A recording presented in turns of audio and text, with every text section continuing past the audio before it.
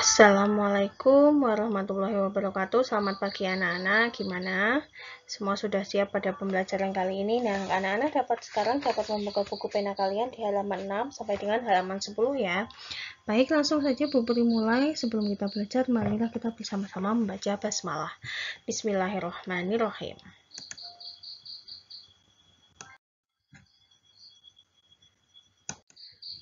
Nah, pada pembelajaran sekarang, kalian kan kemarin sudah belajar tentang pembelajaran ke-1, yaitu tentang ciri-ciri puisi dan siklus hidup. Nah, baik kita pembelajaran yang kedua ya sekarang.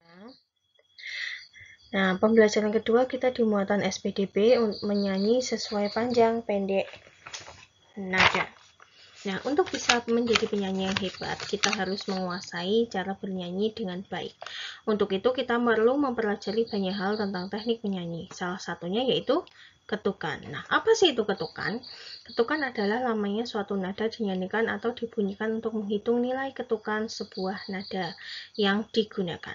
Dengan mengetahui ketukan suatu nada, kita dapat menemukan lama nada yang dibunyikan atau dinyanyikan. Nah, perhatikan di buku kalian di halaman 6 ya. Nada sol itu memiliki nilai 4 ketukan. Dinyanyikan atau dibunyikan selama 4 ketukan. Kok bisa 4 ketukan? Oke, baik ya. Kalian perhatikan titik-titik di depan 5 itu ada 3. Nah, 5 itu dihitung dari 1 ketukan. Jadi, 5 titik-titik-titik. Jadi, itu ada 4 ketukan. Nada si dibunyikan selama 3 ketukan. Nah, perhatikan nada si angka 7, yaitu 1, 2, 3. Nah, titiknya ada 2 toh, jadi 7 itu dihitung dari ketukan yang pertama.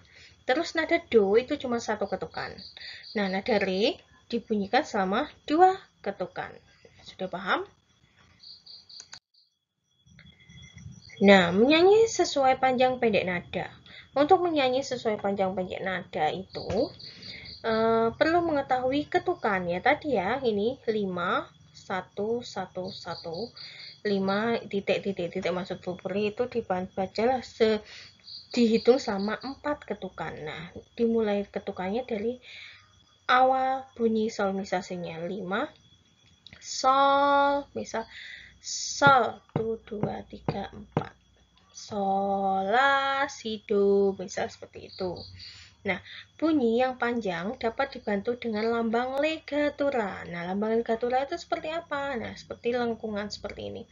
Ini kalau nadanya panjang itu dibantu dengan lambang legatura. Nah, agar kalian lebih paham, kalian dapat membukanya di halaman 7 tentang lagu Burung Kakak Tua. Nah, silahkan kalian belajar ya, didampingi orang tua kalian. Materi yang kedua yaitu tentang muatan bahasa Indonesia. Kemarin anak-anak sudah belajar tentang ciri-ciri puisi, bukan? Sudah belajar tentang ciri-ciri puisi? Ayo dibaca apa dibacakan sama orang tuanya. Nah, ciri-ciri puisi. Nah, puisi itu memiliki berapa ciri? Ayo. Nah, ayo siapa yang bisa? Puisi itu mempunyai berapa ciri? Apa aja? Ada baris dan ada bait, serta bahasanya itu terikat dengan irama dan rima. Nah, puisi itu ada baris sama bait. Jadi ciri-ciri puisi itu ada 2, baris dan bait. Yang kedua, irama dan rima. Nah, sekarang kita bahas dulu yang rima. Oke. Rima. Rima itu dibagi menjadi 4. Ya, ingat ya. Rima itu dibagi menjadi 4. Yang pertama, rima abi-abi. Rima abi-abi juga disebut dengan rima silang. Kenapa disebut dengan 5 silang? Contoh, belajar giat setiap hari. Tanpa jemu tak kenal waktu. Semua aku kerjakan setulus hati demi mewujudkan cita-citaku. Jadi, rima abi-abi ini disebut rima silang. Kenapa? Karena akhir huruf yang di baris ke-1 itu sama dengan huruf yang baris ketiga, dan baris kedua sama dengan huruf yang baris ke-4. Jadi dinamakan rima silang. Terus rima yang kedua, rima ABBA, disebut juga rima peluk. Karena baris pertama itu sama dengan baris yang keempat. Sedangkan baris yang kedua itu akhirannya sama dengan baris yang ketiga. Jadi rima ABBA disamakan dengan rima peluk. Ciri yang ketiga, rima AABB. Rima AABB disebut juga dengan rima pasangan.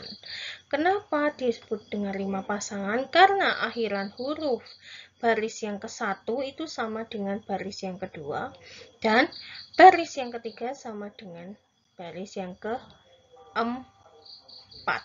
Jadi seperti itu ya. Terus yang terakhir, rima AAA disebut juga dengan rima terus.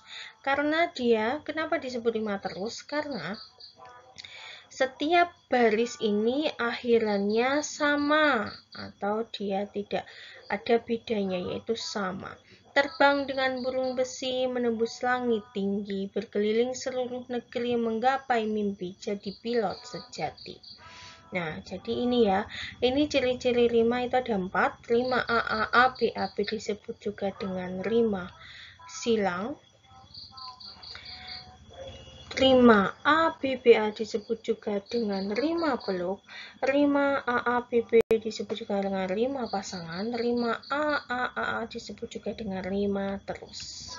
Kalian harus diingat, sewaktu-waktu Bu Puritanya harus sudah hafal. Untuk pembelajaran yang kedua yaitu muatan IPA. Kalian kemarin sudah belajar tentang siklus hidup. Jadi manusia itu hidup tidak langsung besar, jadi ada prosesnya, ada siklusnya. Kayak kalian itu dari bayi menjadi balita, balita bisa jalan, bisa ini, sampai segede ini. Nah, itu ada siklusnya, tidak langsung brojol, langsung besar ya. Jadi setiap hidup itu, makhluk hidup itu ada siklusnya. Kalian bisa buka buku kalian ya di halaman 10. Nah, kemarin kan kalian belum mempelajari tentang kucing toh, tentang siklus hidup kucing. Nah, tidak hanya kucing dan ayam yang dapat kamu jumpai di sekitarmu, itu banyak toh siklus-siklus yang lain. Ada katak, ada jangkrik, ada bekicot, dan lain sebagainya. Nah, kamu juga dapat menjumpai hewan lainnya, misalnya ya serangga lah, ya apa, bisa dapat toh. Nah, contoh serangga. Perhatikan buku kalian sambil kalau mendengar penjelasan dari buku ini sambil melihat buku ya. Perhatikan contoh, ini adalah serangga. Nah, siklus hidup serangga. Contohnya kalau serangga itu kita ambil yaitu kupu-kupu. Nah, kupu-kupu itu, kupu-kupu dewasa itu akan menghasilkan telur. Nah, dari telur itu dia lama akan berubah menjadi kepompong. Setelah kepompong, prosesnya dia akan berubah lagi menjadi ulat. Ulat nanti prosesnya berubah lagi menjadi kupu-kupu yang cantik. Iya toh? Nah, jadi itu. Nah, kupu-kupu dewasa itu menghasilkan telur, terus habis telur menjadi kepompong atau pupa, terus habis menjadi kepompong pupa menjadi ulat menjadi apa lagi, kupu keluar dari kepompong terus menjadi kupu-kupu yang cantik. Ya, jadi itu ya. Nah, kupu dewasa menjadi telur, terus telur tadi menjadi ulat menjadi kepupa atau kepompong menjadi keluar dari kepompong jadi ulat, menjadi kupu-kupu yang kecil terus menjadi kupu-kupu yang dewasa. Nah, metamorfosis kupu-kupu ini terus disebut juga menjadi hewan yang mempunyai metamorfosis sempurna. Kenapa disebut juga metamorfosis sempurna? Karena siklus hidup yang mengalami perubahan bentuk tubuh dan melalui tahapan pupa atau kepompong itu disebut juga dengan metamorfosis sempurna.